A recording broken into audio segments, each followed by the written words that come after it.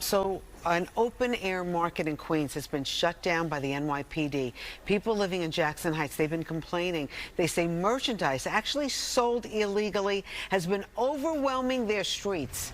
Police raided the market, confiscating clothing, shoes, food, other items sold by illegal vendors. Now, city records show there have been more than 24 311 complaints so far this year about the activities on the block.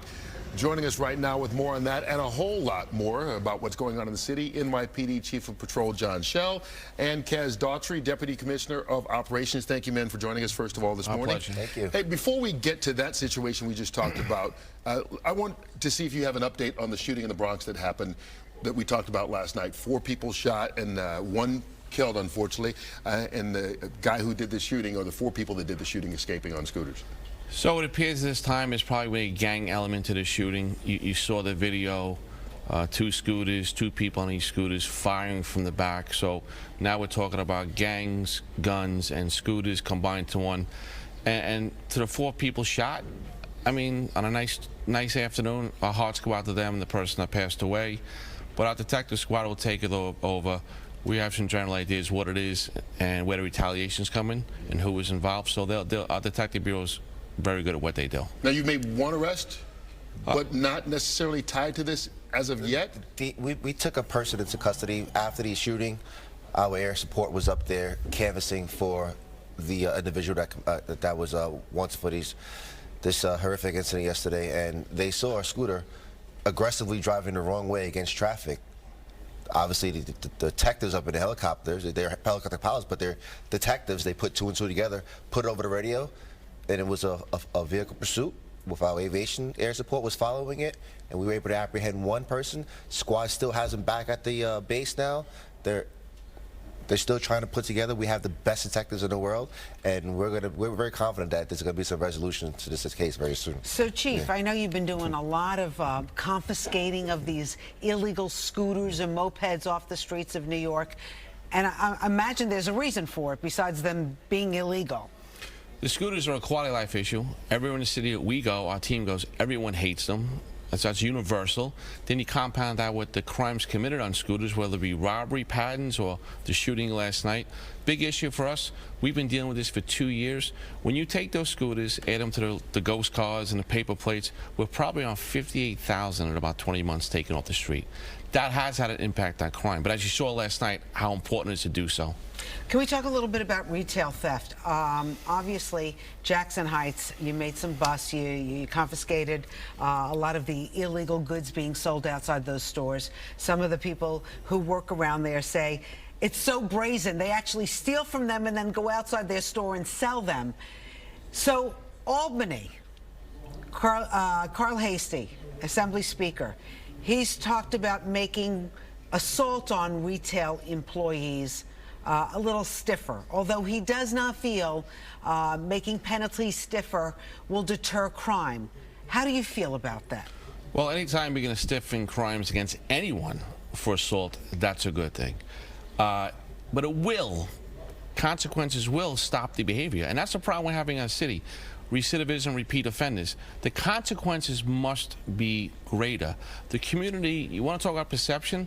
The community doesn't want to see people randomly attacking women on the street, MTA conductors, store owners, and then saying, wow, they were arrested 5 times this year? That's a perception piece. People don't want to hear it anymore. So what do you want to say to Carl Hasty? Look, they have a job to do. We have a job to do. Our stakeholders here, the judges, the DAs, ourselves, the elected officials, the media, we have to do our jobs. Public safety is a team sport. The team's got to play together. And if we do it right, then crime is down, but crime will go down greater, and the perception of safety will be greater. So, and let me add to that real fast, John. My team tells me when, we have a good social media team, as you know, and they read the comments. They read all of the comments that come in, and they always say, we see the same comments all the time. Well, we're going to lock them up, but you guys are just going to let them out again. We don't determine bail. We don't determine how long somebody stays in jail. We don't determine, the NYPD does not determine who gets remanded. That's not our job. So let me ask you this then, and I'll start with you, Deputy Commissioner Daughtry. You don't control how long someone stays in jail. You don't control whether or not they have bail requested. But there have been several cases publicly where the DAs have asked for bail and the judges haven't given them bail, and they've been released without it. So what do you say to the judges then? I mean, this is your chance right here to say, hey, we don't control it, but you have to deal with the problem. Yeah, my message to the judges, we have to have faith in our criminal justice system. You know, if you let him out again, if these same recidivists commit the same crime, guess what? We're going to lock them up again, and hopefully when they stand before you the second time, you may think about really considering giving this individual bail or remanding them. But if you worry about, well, we'll just arrest them again, one, that's more work for you, but two, the general public's in danger while that goes on if people are repeat offenders. We saw the thing in Queens, a situation where the woman was knocked down, 16-year-old kid, and the police say he has a long record because they haven't released his name. But, okay, you can say you can arrest him again, but that woman fractured skull in the hospital, and so it becomes a problem for everybody to deal with. Horrific incident, 16 years old. I believe he had 8 robberies in the past, a lot of them women. Now, this goes back to family court judges and probation judges.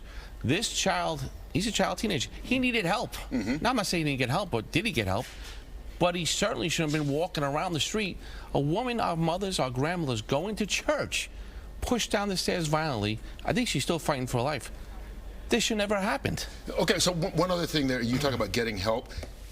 Whether it's this case or the case we saw at Grand Central, where the guy punched a little 9-year-old girl, clearly has mental issues. We can talk about recidivism and keep arresting people, but if they're mentally ill and they're not getting help, getting back on the street, that doesn't solve the problem. Correct. And what happens if, again, like the commissioner said, we arrest, we pass over to the judicial system, the health system. So there's a lot of stakeholders here. And we're trying to do it better and better because this is what New Yorkers want. They don't want to see this anymore. So we're trying to do it better and better, working with our interagency partners to do so. We have identified 600 officers in the police department, NYPD officers, that have either a degree in psychology or some clinical background work, and we're going to interview them, and we're putting them in. We want them in our subway unit to go, and we want those officers to be the ones that make first contact with the mentally ill, see if we can offer them some services. So it's a tough job. Yeah. You guys are in a tough situation here. So we've been talking all morning about our stressful time of the morning.